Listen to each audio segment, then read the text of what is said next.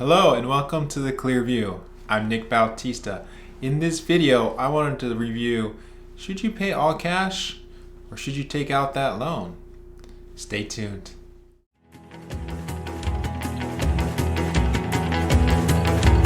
So we live in this really interesting time, right? A time where interest rates have been very much their historic lows that it's ever been in the past. And so that brings up this question a lot that clients ask me of, hey, I got cash. Should I pay all cash for this car? Should I put all cash on my furniture? Should I put all cash on my mortgage and not have to worry about having any debt? Or should I take out a loan and use the loan to pay for these things while I do something with the cash that I have on hand? So typically when you think about this scenario, should I pay all cash? Should I not pay all cash, right? I mean, first and foremost, you got to have the cash to be able to think through that scenario. And even if you don't, think about, can I afford to do this, right? Don't go out and just buy a car because you're a spendthrift and you want it, right? It's got to fit within the budget. It's got to make sense for you to be able to afford to pay for that. So in the example where you do have a lot of cash, let's say you want to go out and buy a car, it's a $30,000 car. Are you better off paying cash for it or taking the loan, right? And at least today, somewhere around Orange County in California, you can go out and get a car loan for around 2%, maybe 2.5%, upwards of, probably the max around 3%. And so when you think about that, what you're thinking about is, what I'm giving up is paying the interest on this debt. If I take out $30,000, they're going to charge me, let's call it 2% interest on that $30,000, right? So that's $600 in interest every single year. And so that's what you're giving up, right? You're giving up $600 to be able to keep cash in the bank, assuming you don't do anything with that cash, but you're giving up $600 for the opportunity to borrow that money and pay for that vehicle because you're paying the interest every year. And that's, times 5 years, right?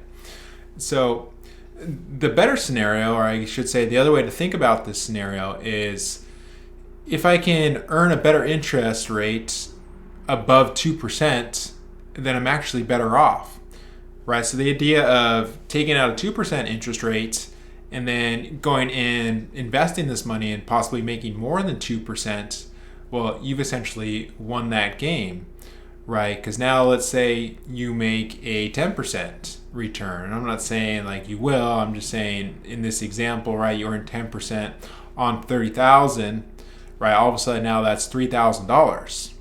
And so your difference is the amount that you've won. So you beat the game by $2,400, right? Instead of, you get $3,000 worth of return and interest, but you paid $600 to service the debt loan along with some of the payments, right? But really the debt loan is that interest rate, that 2% on the $30,000 car.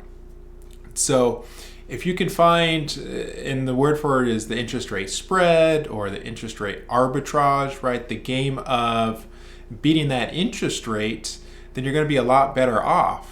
Of course, right? Because you've taken that $30,000 and utilized it for your benefit rather than paid all cash for it, gave up the opportunity to earn $3,000 and instead don't have any expenses to call it a day, right? And so that brings up the flip side of this coin of, there's two different ways that we view debt. We view it through our logical brain, which we can understand, we know, okay, we can pay all cash for something, or we can take out this loan and pay less interest if I were to invest it and make more money over here. So that's the better idea.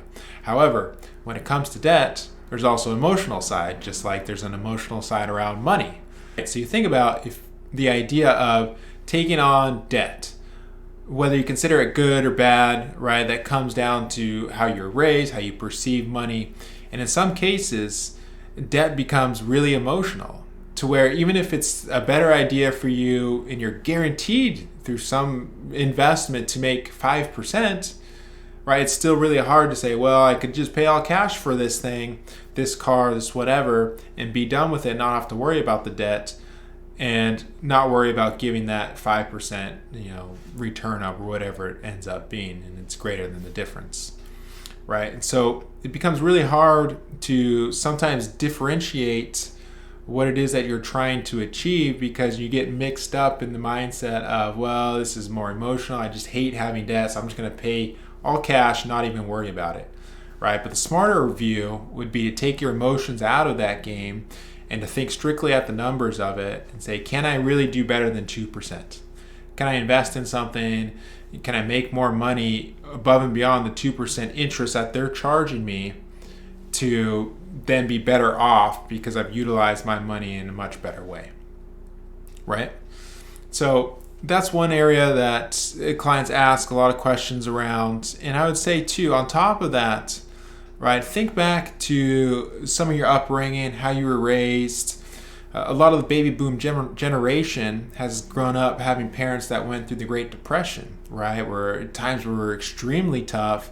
There was a hoarding mentality. You always had to be prepared for the next day. Don't go beyond your means because tomorrow may never come, right? So the idea that you can over leverage yourself, meaning you can take on more debt than you should, has really spooked a lot of people.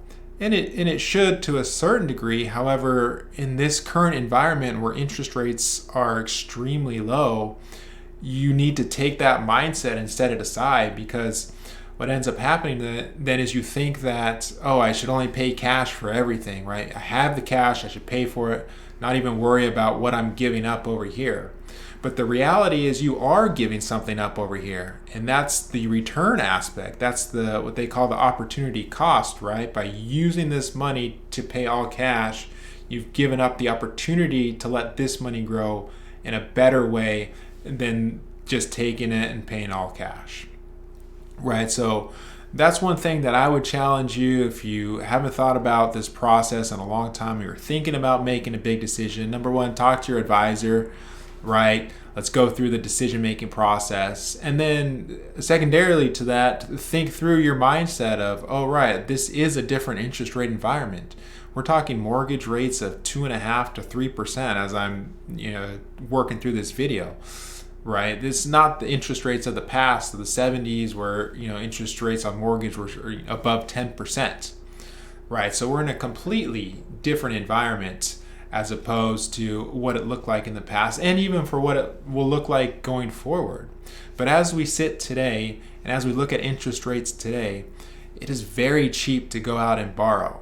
And so if you have the means, meaning if it fits in your budget and you can make it work, then it may be better off if you don't pay all cash and you take out a loan and do something with that cash on the side, right? And I've had these conversations with multiple clients around this, but just wanted to provide the framework for how I think through this idea, how I think through this problem, so to speak. And that, remember, if you are paying all cash, yes, it's emotional. Yes, you're getting that debt off the side of the table, but you're also giving up a lot over here, especially if you're talking $30,000 for a car, or even if you were to sell your house, move somewhere else, and look and consider, should I pay all cash for this house at $500,000, $600,000, whatever it may be. Now you're talking a lot bigger interest rate percentages, or percentage rates in general, and it's definitely worth thinking through, working through the math of it, and trying to stop your emotional brain to really get into the weeds of, man, this really isn't a good deal. This isn't a good deal because I'm going to worry. Right? So I hope breaking some of this down for you is helpful. I've had this question a lot recently. If you enjoyed this video, give it a like. Please subscribe. Tell your friends about it. I hope this information can help some people maybe think about some things differently. If you have questions, comments, concerns, you know who to contact. Have a great rest of your day.